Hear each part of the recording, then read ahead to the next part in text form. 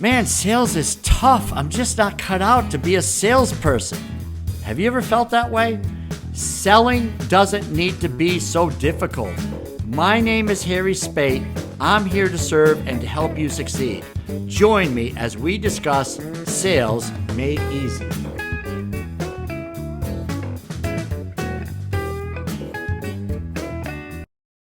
Well, today we have another special treat. Yes, they're all special, but this one's really, really special. And we like to keep the reallys just to two, but you could probably 10x the reallys.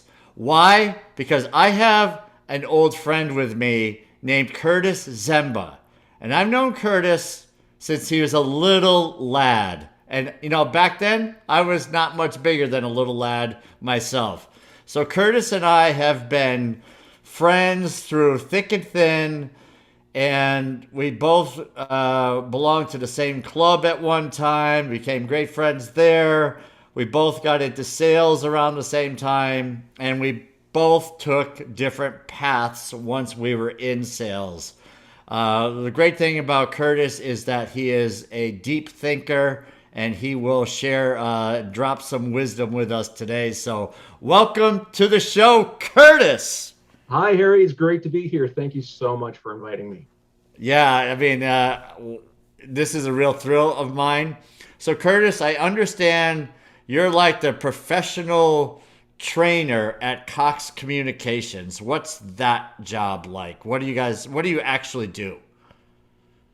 Uh, Depends on the day, really. I find that this particular role is very fulfilling for me because I get to interact primarily with people who are starting their sales career. Well, let me couch that. Not necessarily starting their sales career, but starting their sales career in this particular company, in this particular industry. So in some cases, it is somebody who's never sold before. In some cases, it's somebody who's sold a different product or maybe had a different experience and they're bringing that expertise to our company.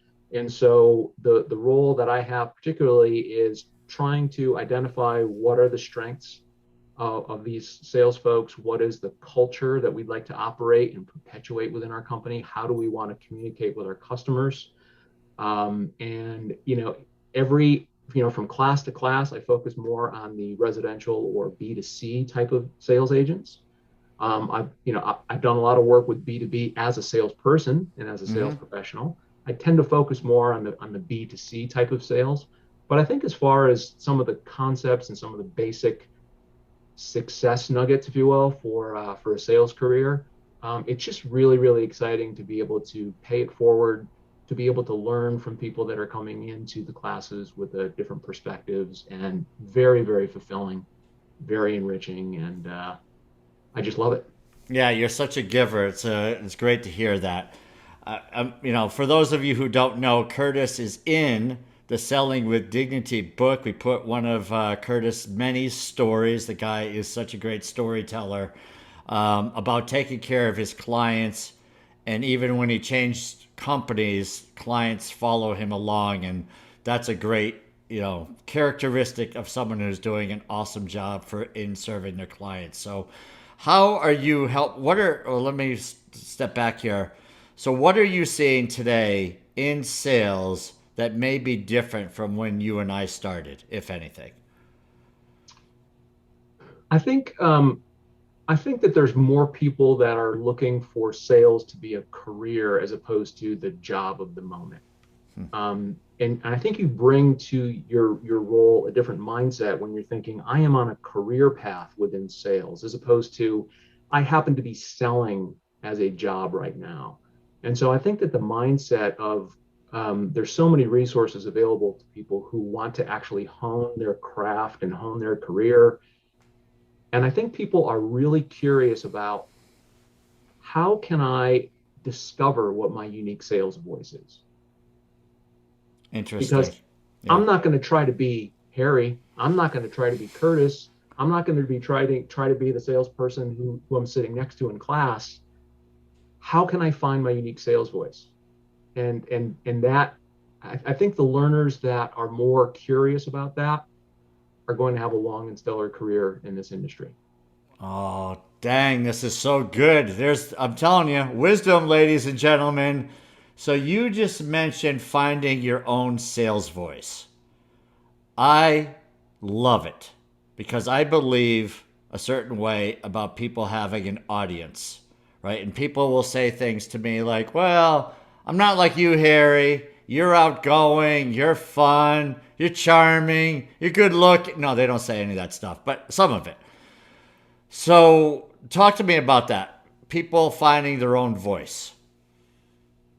I learned that by being hit by the pitch because Okay. I recognized in myself early on when I was first in sales training, Curtis, it seems to me that you're trying to make other people in your class you. And that's a cardinal sin Mm-hmm. because if you're trying to emulate somebody else in mannerisms and language and sense of humor, there are things that I know, Harry, you could say to somebody that they would be calling the cops if I tried saying it, because it's just not authentic if I say the same words. So to be successful in sales is not it's not a spell, it's not a magic spell that if you craft these specific words and you say it with this cadence and this upward inflection at this point and you hit on this syllable, presto, you have a sale. That is absolutely not true. Because no matter what you say, if you're not saying it authentically, if you're not communicating in a voice where somebody sees you as being credible, it doesn't matter what you're saying, it doesn't matter how you're saying it, you don't come across as credible.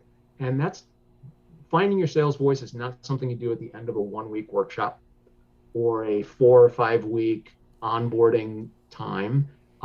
You have to learn what doesn't work for you. That's just as important as learning what does work for you. Try things out, try different approaches. You can emulate mentors on your team, people that you've been exposed to, books you've read, YouTube videos that you've watched, LinkedIn thoughts that you've been exposed to. Try it out. Some of those are going to work. Some of those can be brought into your own unique sales voice. But the idea is don't try to be anybody else. Find out what's authentic for you.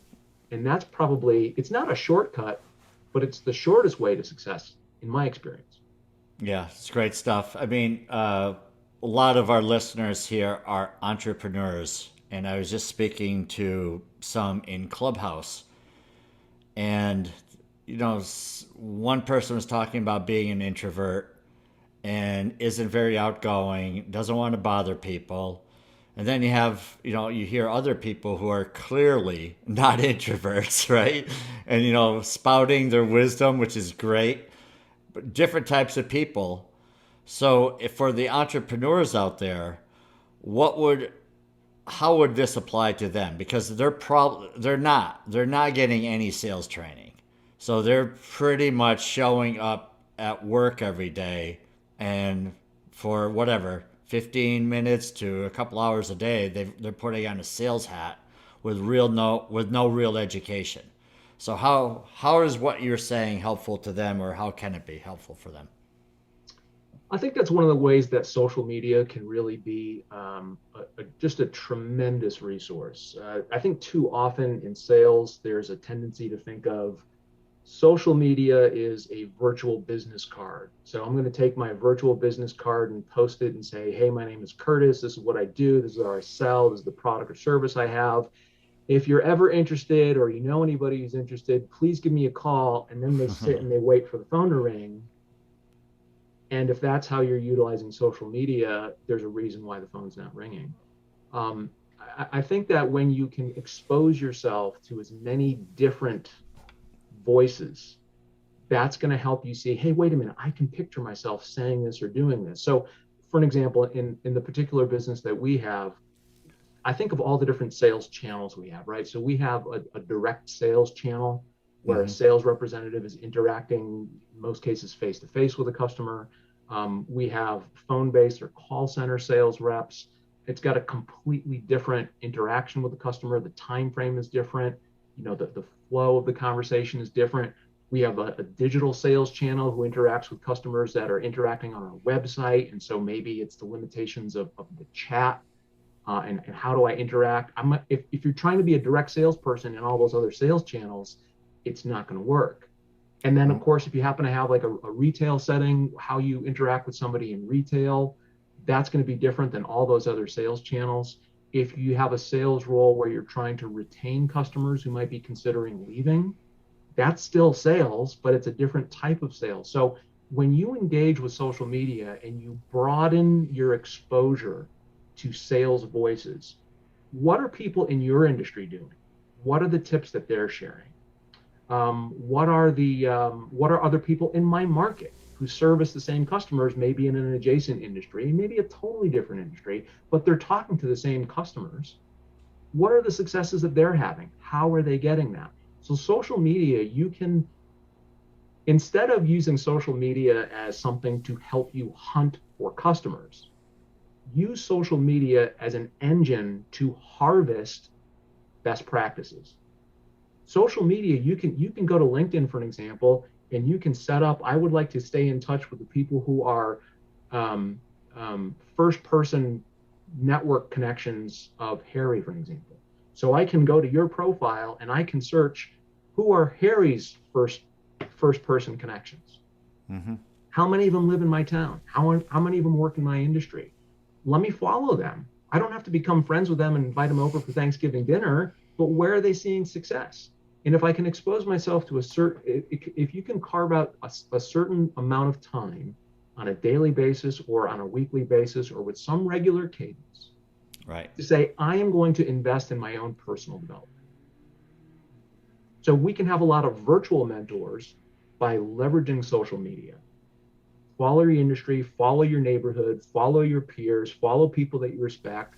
What are the things that make you stand up and say, hey, that was a really interesting tidbit?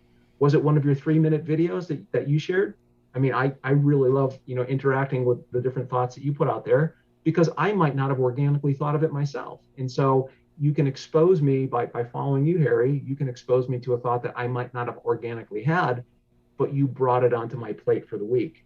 And I could consider it and pick it up and carry it around for a few days and try it out. Or I can say, that's not really me. I wouldn't even feel comfortable doing that. So I'm going to set that aside and let Harry do his thing. And I'm going to find something else that might work for me. Yeah, absolutely. So lots of things to unpack here. I was just speaking to a person today who was on social media connecting with people. And he has an event coming up and they're going to meet the people he's connecting with. He wants to meet at this event. The problem that he was having was he immediately went into sales mode. And instead of saying something like, I look forward to getting acquainted at this event, it was, I've got this for you. Let's chat because I know you're going to love it. Right? What's the challenge with that? Why is that not such a great idea? Well, I think it removes us from the element of staying curious. The moment you're shifting into pitching something, you're no longer curious. The only level of curiosity you have is this customer going to buy? And so one of the concepts that we frequently talk to sales reps about is when you're crafting a an offer of something in a manner that makes it easy for somebody to say no, guess what you're going to get? You're going to get a no, because you've Mm-hmm. made it comfortable for them to say no thanks.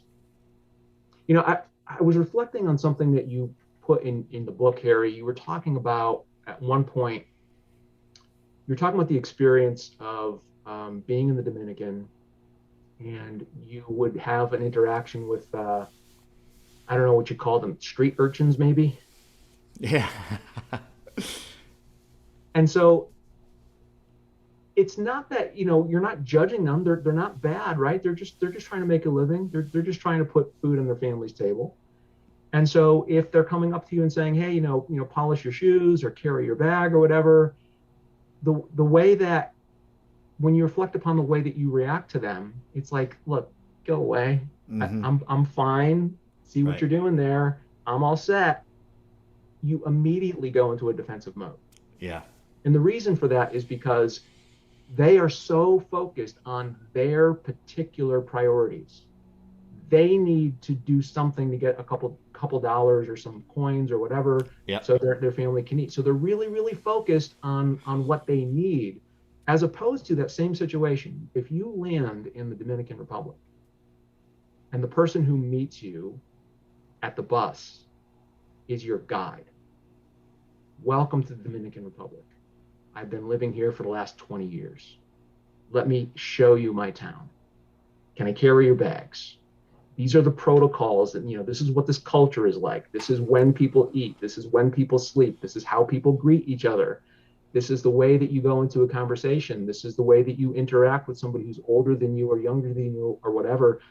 It takes moments to recognize that this person who's acting as my guide really knows their stuff.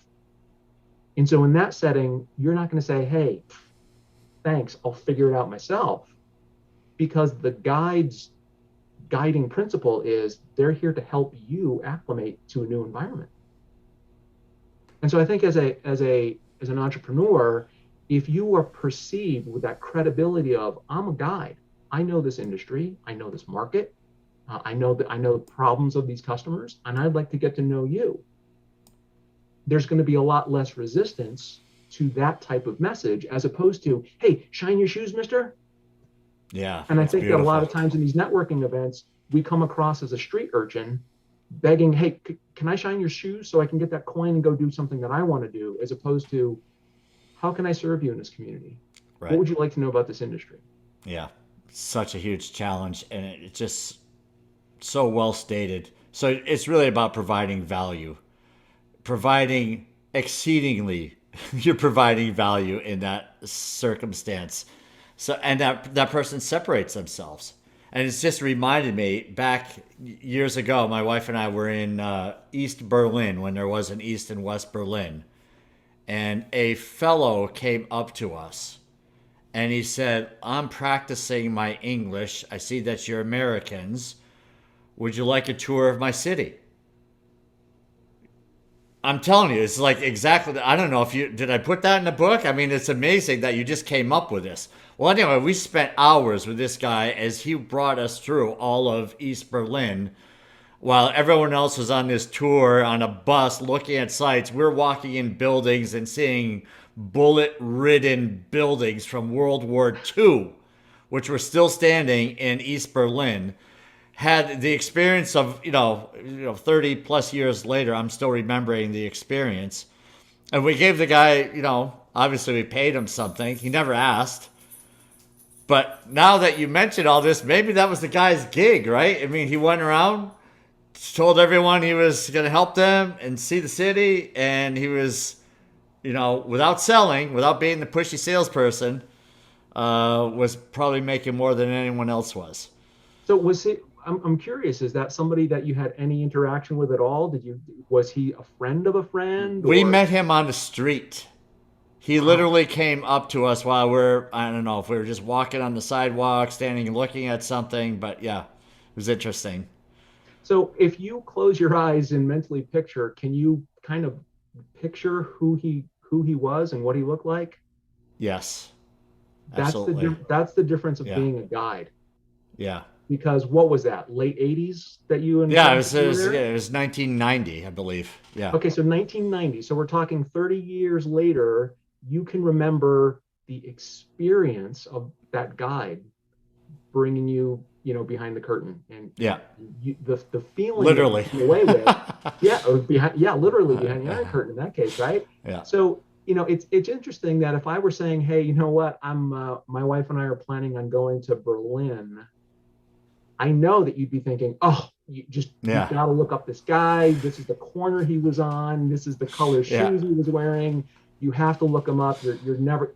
You see, that's what, if we aim to bring that experience to the people that we interact with in business, it's going to come to us. We are going to build that reputation.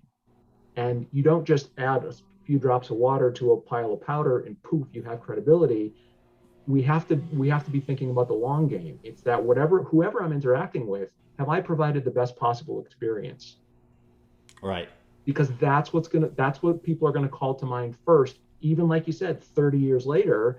And that's where you're going to be able to really build your business, because you've cemented your credibility. People don't see you as somebody with an ulterior motive. They see you as somebody who identified what you were looking to do and just delivered it and knocked it out of the park.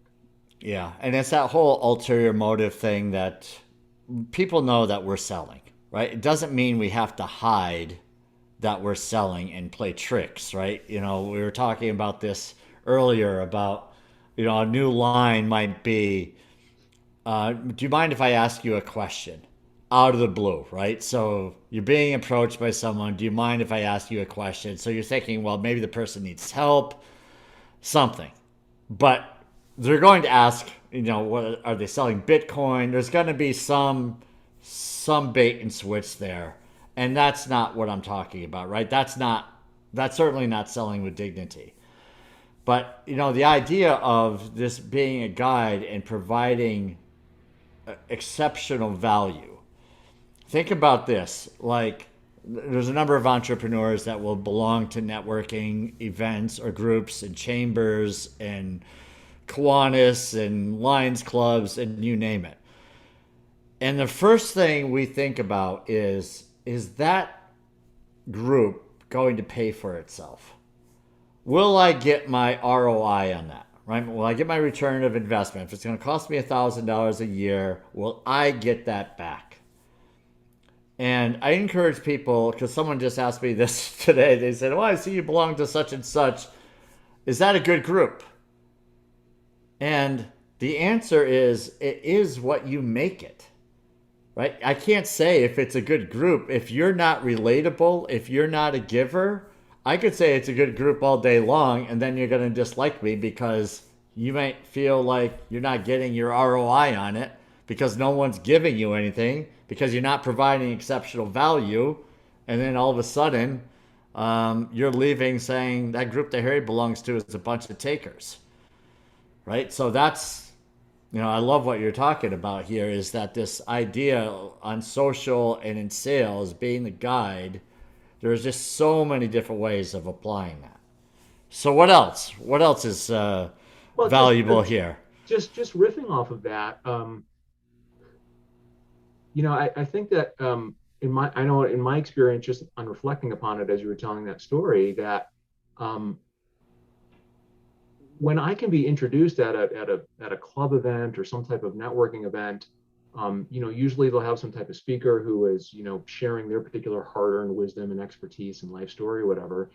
And if you maintain that idea of, stay curious as long as possible, the broader the scope of what you can know, it's going to help you just interact with so many more people. So, do I know the language of my potential customers? Right. So there's a lot of internal nomenclature that we use in sales, right? Mm-hmm. KPIs and stuff like that. But you come to Right. somebody off the street. I mean, you were to ask that guy in Berlin about KPIs, he'd look at you like, crazy American. I Mm-hmm. don't know what you're talking about, right? So there's an internal lexicon that people that are in the same business know, regardless of what industry we're selling to. But do we know the language that our customers speak? What's important to them? So whether it's a individual consumer, whether it's a business that we're selling to, where is their discomfort? Have you solved the problem for somebody else? How many other people have that same type of problem? And so you talked about, hey, can I ask you a question? This is a trap, and I don't want to be Right. trapped. So Yeah. I'm going to figure out some way to just kind of push you off to the side, as opposed to, something along the lines of, I don't know if you could help me, but I'm curious.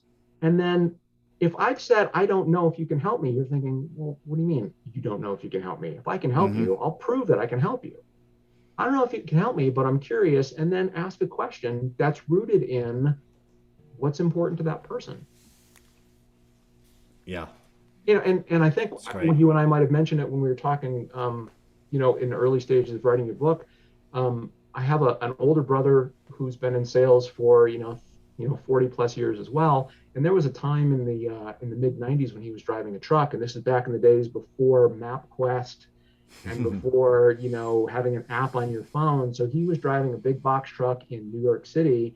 And it's very easy to get lost when you're driving in New York City, let alone when you're driving something the size of a house.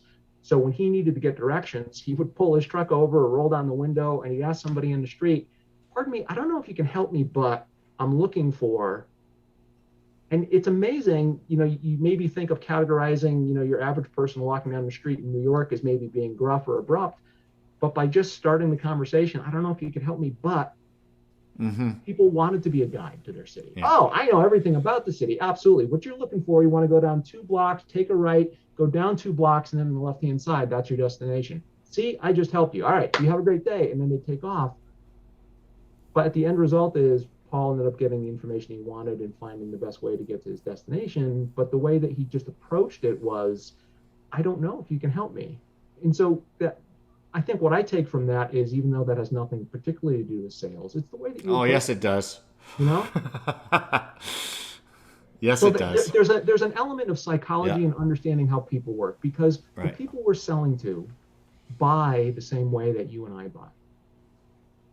And if there's something that's going to appeal to you, it's going to appeal to your customers. If there's something that's going to turn you off as a consumer, guess what? It's going to turn your prospects off as well if you use those, less than diligent tactics. Yeah. It's great. Which leads me to this other thought, whereas listening to an entrepreneur speak recently, and she was saying that she approaches companies asking for their opinion how someone like her could work with that type of company. Right? So she didn't come out and say, "Look, I sell this. Right? Are you interested?" She approached the company or the person, whoever it was, and said, "I'm interested in being, a value add for your company. What kind of advice do you have for somebody like me? What is it that you're looking for? What is it that I need to do? Or what types of people do you like to work with? Right? Can I get your opinion on that?" So then she get the notepad out and start taking notes. I love that. Right? I mean, it's just such a great approach for breaking the ice. I mean, you could talk to pretty much anybody like that. If they're a sincere person, you're going to give them a chance. And it's not everyone, but I mean, your odds are stepped up on that. So I thought that was just brilliant. And again, entrepreneur, not necessarily a person that's trained in sales, but just a unique approach that I think is helpful for a lot of people. And Do you feel? Oh, I'm sorry, you go. that type of approach immediately and instantaneously invests your counterpart with a stake in the conversation. Yeah, You're seeking their opinion, you're seeking their advice. They want the conversation to succeed as much as you do at that point. yeah. I mean, you'd have to be a real jerk to say, "No, I'm not going to help you," right? Especially if they're saying, if you're at a higher level in a company, in a business, then you're gonna want good people to work with you, right? And so And if that someone's going to that extreme, yeah, and I guess an instance like that will be a case where it really, really is important that we wordsmith and really apply some diligence to the term we use. Because when you say opinion or advice, that is so much more impactful than saying, I would like your feedback on something. I would like your input on something. It keeps that counterpart of yours at arm's length, at a distance. Whereas when you're using that word, I would like your advice or I'd like your opinion on something, mm-hmm. it draws them in and it invests them with, with a stake in the conversation. So just that word choice, that's not something that you're going to necessarily get early on in your sales career. I mean, if I was talking to a version of myself 26 years ago, I wouldn't be able to appreciate that nuance Right. that I can look back on my career and say, I can recognize that now. So when I see somebody like that entrepreneur that you were just talking about that is using that type of technique, that bespeaks somebody who gets serving others and gets sales, and they're going to succeed. Yeah, absolutely. And it's a long game. Sometimes we feel like we have to just blurt out what we do so that we get to the cut to the chase, so to speak. But playing the long game, building some trust and rapport and relationships, and giving people the opportunity to give while you're really asking for something, but they want. I mean, you're reaching part of them that is the giver in them, right? And so there's all kinds of mutual benefits that go on in that relationship.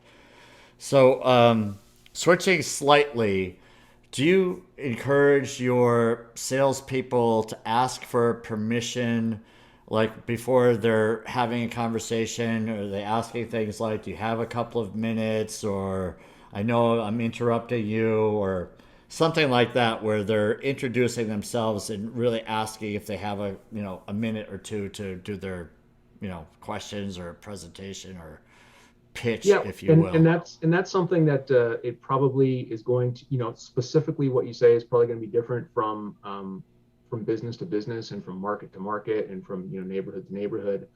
But again, if you present your initial interaction in such a way that you make it comfortable for somebody to say no, you're going to get a no. You're not going to get that invitation into the conversation.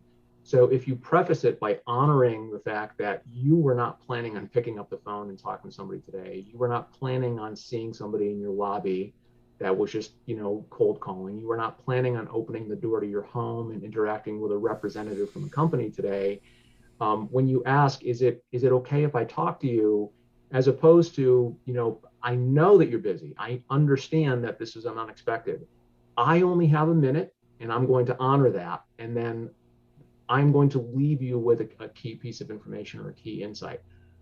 This, we found in talking to your neighbors, in talking to other restaurant owners, in talking to people in the cleaning industry, or talking to people in the pharmaceutical industry, or whatever industry you're talking to, we found that there's a key concern nowadays, and the concern is whatever. I'm curious what your opinion is on that. Does that resonate with you?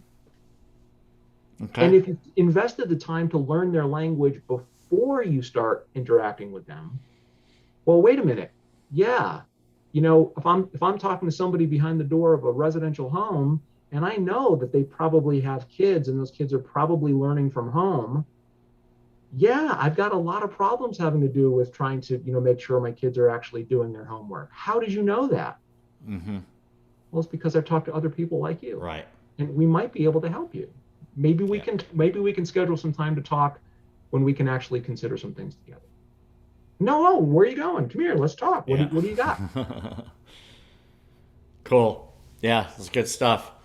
So you've been doing this for you mentioned 26 years, and I'd like to just touch on sometimes salespeople get stale, and they feel like, well, is this all there is? And maybe I'm not really cut out to be a sales leader. I mean, you took the avenue of getting into sales training. How has that benefited you and benefited others?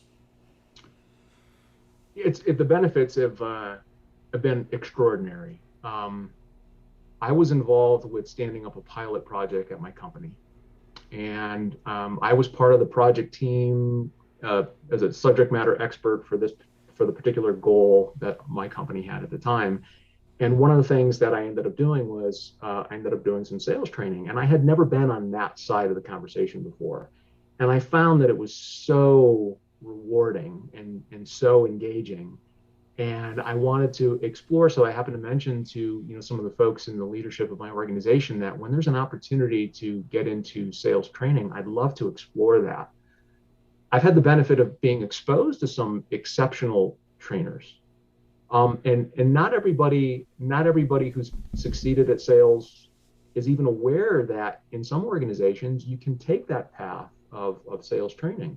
But it's just so rewarding when the people who go to your class in the early stages of their role within your company or in the early stages of their career, when you meet them next and they're a supervisor, and Mm-hmm. then you meet them a couple years later and they're a manager, and you meet them a couple years later and they have a team reporting to them. And they think back to, boy, I remember that exercise that we did in training, or I remember, we all went out to eat afterwards, and remember that silly drink that you had that, the waiter lit on fire. It was just the experience. People remember that experience. And now you have these tight relationships, these deep relationships with people within your organization.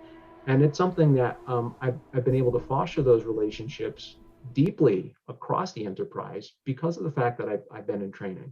And how can I serve you? How can I serve your new hire that you just hired last week and they're going to be coming to my class next week? What are the things that are important to you as a supervisor that they come out of this class knowing? Help me craft the content so that when they leave, they can be prepared to start being productive on your team as soon as they leave the session.